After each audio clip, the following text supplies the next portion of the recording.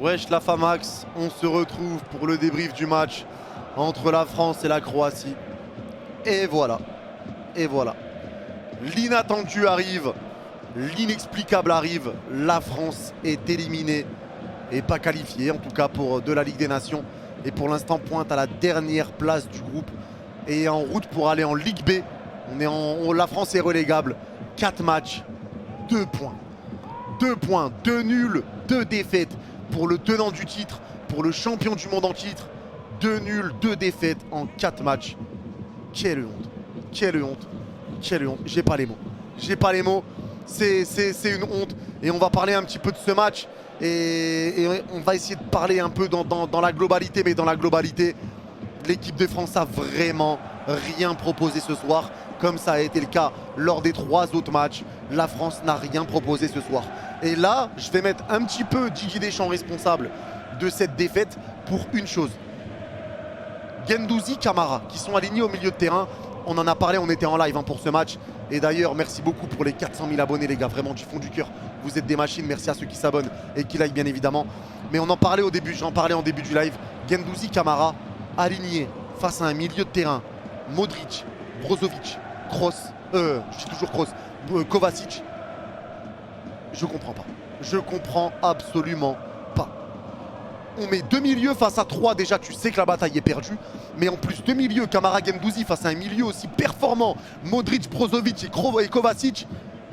Je savais d'entrée que la bataille du milieu était perdue. Et on l'a vu. Je ne vais pas dire qu'ils ont fait un mauvais match ou un bon match, mais on l'a vu, la bataille était perdue. Quand on avait la balle, on faisait que de repartir de derrière. Il n'y avait pas de solution, il n'y avait pas la qualité technique pour essayer de mettre en danger la défense croate, parce que les Croates ont été combatifs et ils ont fait ce qu'il fallait. Maintenant, le penalty, je ne le comprends pas. Alors dites-moi s'il y en a qui le comprennent. Pour moi, le penalty est imaginaire. Je ne comprends pas ce que fait Konaté, je ne vois pas où est la faute. Le ralenti n'était pas clair, mais pour moi, il n'y a pas de penalty. Pour la Croatie, en tout cas on se le prend. Et l'arbitre a été très mauvais pour moi. Je ne vais pas me cacher derrière ça, mais l'arbitre a été très mauvais envers l'équipe de France à mes yeux, avec des corners pas donnés, des fautes avec des cartons pas donnés, des fautes pas données, notamment le tac par derrière sur Mbappé, le corner sur la frappe d'Mbappé qui n'est pas donné, etc. Je trouve que l'arbitrage envers les Bleus a été désastreux. Maintenant, je ne vais pas me cacher derrière ça. La France a très mal joué.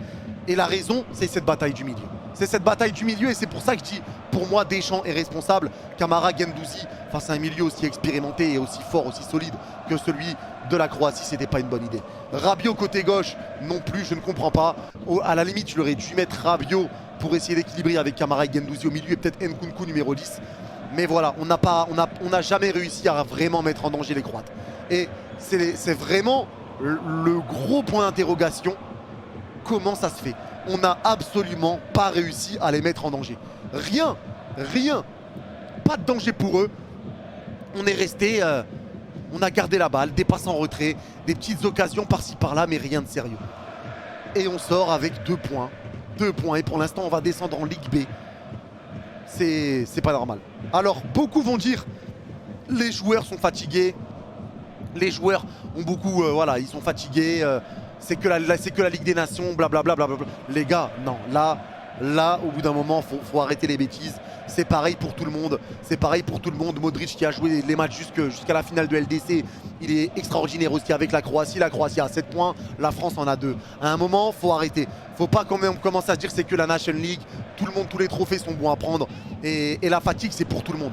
Donc là, je ne comprends pas. Et vraiment, je m'inquiète fortement pour la Coupe du Monde. Je vais parler un petit peu. Mbappé, pour moi, n'a pas fait un bon match. Mbappé a beaucoup pris la balle, essayé de faire des différences tout seul.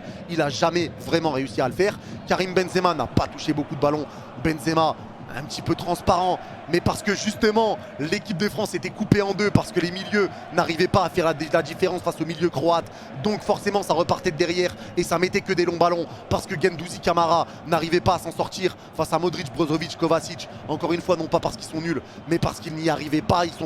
Ils n'y arrivaient pas tout simplement parce que ce milieu est beaucoup trop fort et déjà en plus c'est un 3 contre 2. Donc c'était souvent ça. Les millions ont la balle, passe en retrait, long ballon des défenseurs et on essaye de faire quelque chose, mais ça passait pas. Donc voilà, pour moi, Mbappé, Benzema, pas folichon. Nkunku a essayé de faire ce qu'il fallait, ce qu'il pouvait, mais côté droit, c'est pas son poste. Rabiot côté gauche, transparent à mes yeux.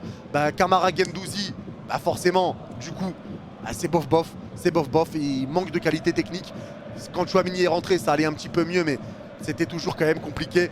Koundé à droite, scandale. Le changement, l'entrée de Pavard, scandale. Pourquoi Deschamps ne fait pas jouer Klose? Où est Klose?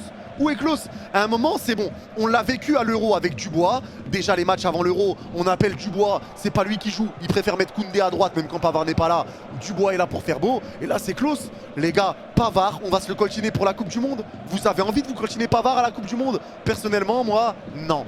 Vraiment pas. Donc j'aimerais qu'on teste Klose, j'aimerais qu'on teste Mukiele, surtout si tu les récupères, si tu les prends, si tu les sélectionnes. Mais les titulaires un match, au final on perd. Mais les titulaires un match, voir ce qu'ils donnent. On pense à la Coupe du Monde aussi derrière. Mais Klose, teste Mukiele, je sais pas. Je sais pas. La défense Konaté Kimpembe, pour moi ça va, ça a été, mais bon. Ça a été, même si Konaté donne le penalty, pour moi il est imaginaire, pour moi ça a été. Et Lucas Digne pour moi a fait plutôt un bon match. Lucas Digne a fait plutôt un bon match, mais collectivement ça a été raté. Collectivement ça a été raté, c'est dommage. Et on tombe de très haut, 2 points après 4 journées sur 12 possibles. La France est d'ores et déjà éliminée de la National League. Et en plus on est dernier, on va se battre avec l'Autriche pour savoir qui ira en Ligue B.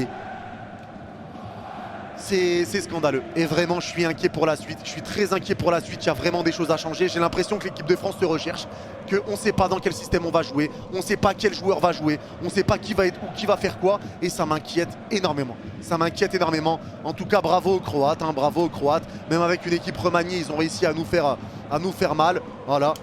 Que des fianços dans leur équipe, que des ish et ils nous ont fait ish. Bah voilà, ils nous ont fait ish dans la bouche. Ils nous ont fait ish dans la bouche. Et voilà, bravo à eux, bravo pour leur victoire. La France, c'est la débandade.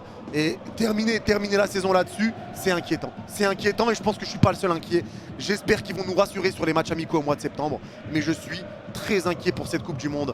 Et j'oublie pas la malédiction du champion en titre qui gagne la Coupe du Monde et qui se fait éliminer en phase de poule derrière. Là, ça m'inquiète beaucoup. En tout cas, merci à tous d'avoir suivi le live. Merci à tous d'avoir écouté ce débrief. On se retrouve à 11 h du matin, mardi, en fonction de quand vous voyez le débrief, pour Japon-Tunisie, la finale de la Coupe Kirin, et le soir pour voilà, suivre Allemagne-Italie et les autres matchs de la National League, les derniers matchs de l'année, les 2 derniers lives de l'année, enfin de l'année, de l'été quoi. Bref, en tout cas voilà, je vous donne rendez-vous demain en fonction de quand vous voyez la vidéo, un mardi quoi. Prenez soin de vous, n'oubliez pas le like et l'abonnement, vous êtes des garouds. Bye bye.